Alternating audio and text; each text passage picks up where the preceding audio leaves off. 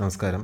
ഒരു certain group of ഐറ്റത്തിൻ്റെ GST percentage എങ്ങനെയാണ് ഒരുമിച്ച് ഒരു സിംഗിൾ ക്ലിക്കിൽ ചേഞ്ച് ചെയ്യുന്നത് എന്ന് നോക്കാം. ആദ്യമായി യൂട്ടിലിറ്റി എന്ന മെനുവിൽ list of item to be changed എന്ന ഓപ്ഷൻ എടുക്കുക. എടുത്തതിന് ശേഷം സബ് ഗ്രൂപ്പ് അതല്ലെങ്കിൽ ഇപ്പോൾ എക്സിസ്റ്റിംഗ് GST ഏതാണെങ്കിൽ അത് ഇവിടെ കൊടുത്തതിന് ശേഷം എൻ്റർ അടിക്കുക. ഇപ്പോൾ ഉദാഹരണത്തിനായിട്ട് ഇപ്പോൾ ഏതെങ്കിലും ഒരു സബ് ഗ്രൂപ്പിൻ്റെ ഫുള്ളായിട്ട് നമുക്ക് GST ചേഞ്ച് ചെയ്യാനുണ്ടെങ്കിൽ ബേക്കറി പൗഡേഴ്സ് സെലക്ട് ചെയ്തതിന് ശേഷം എൻ്റർ ചെയ്യുക. എൻ്റർ ചെയ്ത് കഴിഞ്ഞാൽ എല്ലാ ഐറ്റംസും ആ ഗ്രൂപ്പിലെ എല്ലാ ഐറ്റംസും ലിസ്റ്റ് ചെയ്ത് വരും.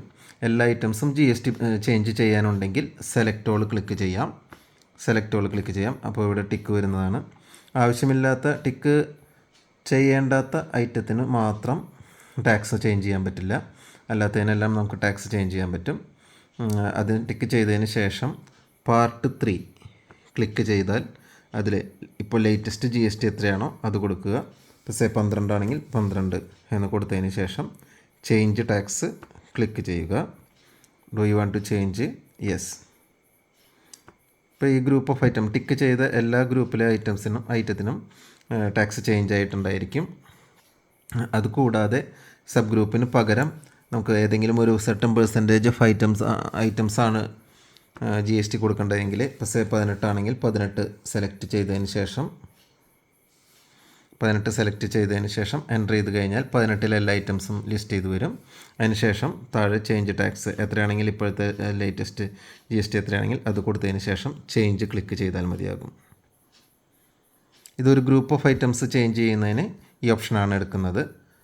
ഒരു ഐറ്റത്തിൻ്റെ മാത്രമാണ് ചേഞ്ച് ചെയ്യാനുള്ളതെങ്കിൽ ഐറ്റം എന്ന മെനുവിൽ ഐറ്റം കോഡ് ക്രിയേഷൻ എടുക്കുക.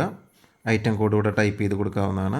അതിനുശേഷം GST പെർസെൻറ്റേജ് എത്രയാണോ ആ പെർസെൻറ്റേജ് ചേഞ്ച് ചെയ്ത് സേവ് ക്ലിക്ക് ചെയ്യുക. പാസ്വേഡ് ചോദിച്ചു കഴിഞ്ഞാൽ നമ്മുടെ യൂസർ നെയിമിൻ്റെ പാസ്വേഡിൻ്റെ ലെറ്റർ ഇവിടെ ടൈപ്പ് ചെയ്ത് കൊടുക്കുക. ഒരു ഐറ്റം മാത്രം ചേഞ്ച് ചെയ്യാനാണെങ്കിൽ ഇങ്ങനെ ചെയ്താൽ മതിയാകും. ഇത് ചെയ്യുന്നതിന് മുമ്പ് നമുക്ക് സോഫ്റ്റ്വെയറിൻ്റെ ഒരു ബാക്കപ്പ് എടുക്കുന്നത് നന്നായിരിക്കും. യൂട്ടിലിറ്റി എന്ന മെനുവിൽ ഡാറ്റ ബാക്കപ്പ് എന്ന് പറഞ്ഞ ഓപ്ഷൻ ഉണ്ട്. അതെടുക്കുക. ബാക്കപ്പ് ചെയ്യേണ്ട ഫോൾഡർ സെലക്ട് ചെയ്യുക. എക്സ്പോർട്ട് ഓൾ ഡാറ്റ ക്ലിക്ക് ചെയ്യുക. ബാക്കപ്പ് ഓട്ടോമാറ്റിക്കായിട്ട് ക്രിയേഷൻ ആവും. അതിനുശേഷം ടാക്സ് ചേഞ്ച് ചെയ്താൽ മതിയാകും. Okay, thank you.